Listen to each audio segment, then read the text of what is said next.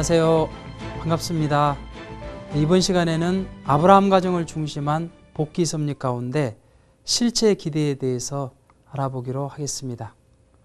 원래 아브라함이 믿음의 기대를 승리했다면 그의 자녀인 이삭과 이스마엘을 중심하고 실체 기대를 위한 섭리가 이루어졌을 것입니다. 그런데 아브라함 대신에 이삭이 믿음의 기대를 승리했기 때문에 그의 자녀인 에서와 야곱이 가인과 아벨의 입장에서 타락성을 벗기 위한 탕감 조건을 세움으로써 이 실제 기대를 이루기 위한 섭리가 진행이 되었던 것입니다.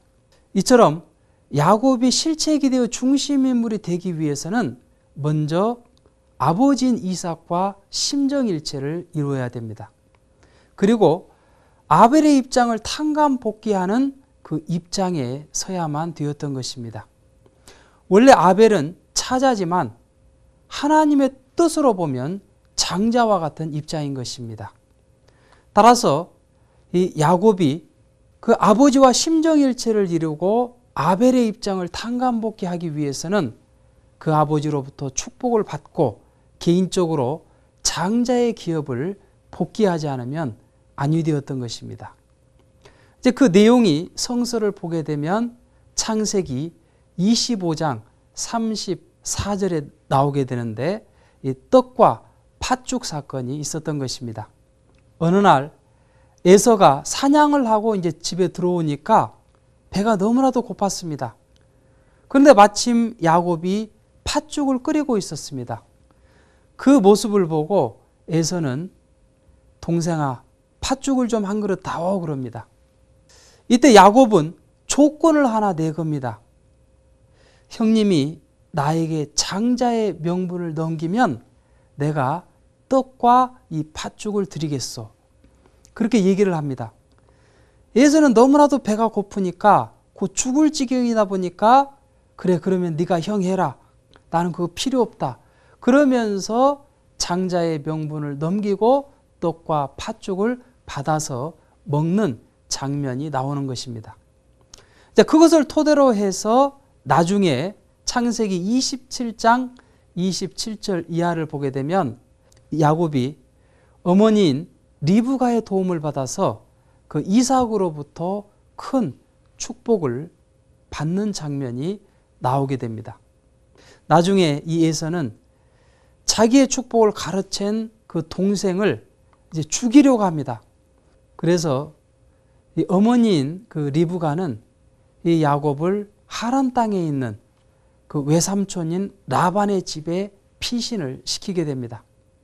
이제 여기에서 이 야곱은 21년 동안 마치 종살이와 같은 생활을 하면서 가정을 이루고 그리고 재물을 불려가지고 이 사탄 세계에서 장자의 기업을 복귀하는 그런 입장에 서게 되었던 것입니다. 그리고 나서 이제 야곱은 가족을 데리고 가나안 땅으로 들어가게 됩니다. 그런데 그 도중에 야복강에서 천사와 씨름하는 장면이 나옵니다. 천사와 밤새껏 씨름을 합니다. 그런데도 이 야곱이 굽히지 않으니까 천사는 야곱의 환도뼈를 부러뜨려 버립니다. 그래도 이 야곱이 놓지를 않으니까 결국에는 이 천사가 기권을 하고 맙니다. 그러면서 야곱에게 축복을 해주는데 이제부터 너는 야곱이라고 하지 말고 이스라엘이라고 하라. 그러면서 이스라엘이라는 이름을 받게 된 것입니다. 바로 그 후손들이 지금의 이스라엘 민족이 되었던 것입니다. 이것은 아담 가정에서 아담이 천사를 주관했어야 되는데 그 천사로부터 오히려 주관을 받게 된 것을 탕감 복귀한 그러한 내용이 되었던 것입니다. 이로써 야곱은 이 아벨의 입장을 탕감 복귀함으로써 실체 기대의 중심 인물이 될 수 있었던 것입니다. 그리고 이제 가나안 땅으로 들어갑니다. 이제 에서를 만나러 들어가는 것입니다. 그런데 이 에서는 야곱이 온다는 소리를 듣고 400명의 장정을 준비해 가지고 야곱을 맞을 준비를 합니다. 21년 전에 이 야곱이 자기 축복을 가로챈 것을 아직도 붕괴하고 있었던 것입니다. 그리고 그를 만나면 죽이려고 했던 것입니다. 그러니까 이 야곱은 그 형의 마음을 이제 진정시키기 위해서 자기가 갖고 있는 모든 재물과 그리고 노비들을 이제 나누기 시작합니다. 그룹으로 이렇게 나누게 됩니다. 그러면서 먼저 1그룹을 보냅니다. 그리고 많은 재물을 에서에게 드리게 됩니다. 또 얼마 있으니까 2그룹이 갑니다. 또 많은 재물을 에서에게 드립니다. 또 3그룹을 보내가지고 다시 많은 재물을 그 형에게 드리게 됩니다. 그러면서 맨 마지막에 이 야곱의 가정이 서가지고 먼저 요종들과 그 자녀들이 그 앞에 서고, 그리고 그 다음에는 첫째 부인과 그 자녀들이 서고, 그 다음에 야곱이 섭니다. 그리고 그 뒤에는 둘째 부인과 그 자녀들을 세우게 됩니다. 그러면서 이제 점차 에서 앞으로 걸어가게 됩니다. 에서 앞에 다다를 즈음에 야곱은 큰 절을 올립니다. 그리고 조금 더 걸어가면서 또 큰 절을 이렇게 올리면서 7번의 절을 올리면서 에서한테로 다가가게 됩니다. 그러면서 에서를 만났을 때 형님을 보니 하나님을 본 것 같습니다 라면서 큰 절을 합니다. 이때 에서는 그 야곱을 죽이려고 했던 그 마음을 이제 접게 됩니다. 그러면서 그 야곱을 사랑으로 환영을 하게 되었던 것입니다.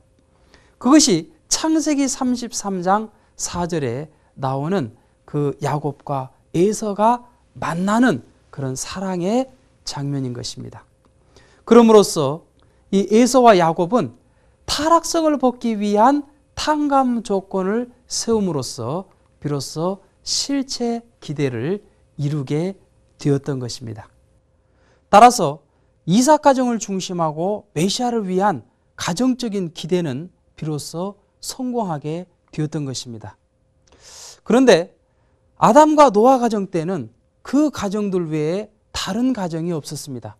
따라서 이때 그 메시아를 위한 기대를 이루었다고 한다면 메시아가 바로 이 땅에 강림하셨을 것입니다. 그러나 아브라함 가정에 있어서는 이미 사탄을 중심하고 민족을 형성해 나왔기 때문에 이 메시아가 오셨을 때 그 메시아를 모시고 받들 수 있는 그 하늘편의 선의 민족을 형성할 때까지는 하나님은 메시아를 바로 보내실 수가 없었던 것입니다. 그럼 다음 시간에는 모세를 중심하고 메시아를 맡기 위한 민족적인 섭리를 어떻게 진행해 나왔는지를 알아보도록 하겠습니다. 감사합니다.